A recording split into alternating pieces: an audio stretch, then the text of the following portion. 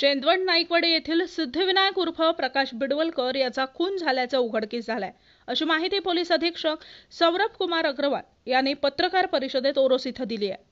2025 रोजी सिद्धिविनायक उर्फ प्रकाश बिडवलकर राहणार चेंदवड या युवकाच्या 4 आरोपींनी जीवनहार मारण्याच्या उद्देशाने अपहरण केलं असे तक्रार निफ्टी पोलीस स्टेशनला प्राप्त झाली.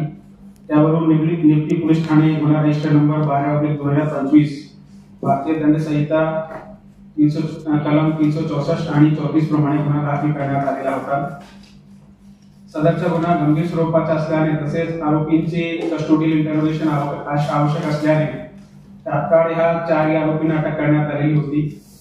यामध्ये सिद्धेश अशोक शिरसाट वय 44 राहणार कोडाल, गणेश कृष्णा नार्वेकर राहणार माणगाव, सर्वेश भास्कर केरकर राहणार सातारा, अमोल शिरसाट राहणार कोडाल या आरोपींचा समावेश होता. सदर अटक केल्यानंतर त्यांना कोर्टामध्ये प्रोड्यूस केले आणि ती 4 आरोपींना 13 तारखेपर्यंत पोलीस कस्टडी रिमांड मिळालेला होता. सदर गुन्ह्याचा तपास करताना यामध्ये सदर आरोपींनी या अपहृत युवकाला कोडालमध्ये आणून त्याच्यासोबत आर्थिक कारणावरून मारहाण केली आणि त्यामध्ये त्याचा मृत्यू झाला. नंतर या आरोपींनी कट रचून त्याचा प्रेत सातारा येथील एक स्मशानभूमीमध्ये जाळला आणि त्याचे जे काही रिमेन्स होते ते एक पेरको नदीमध्ये प्रवाहित केले. असा कट रचून त्याचा पुरावा नष्ट करण्याचा प्रयत्न केला.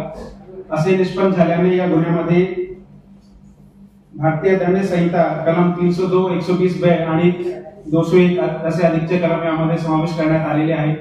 या गुन्ह्याचा अधिक तपास निफ्टी पोलीस ठाण्याचे सहाय्यक पोलीस निरीक्षक भीमसेन गायकवाड करीत आहेत. थँक्यू.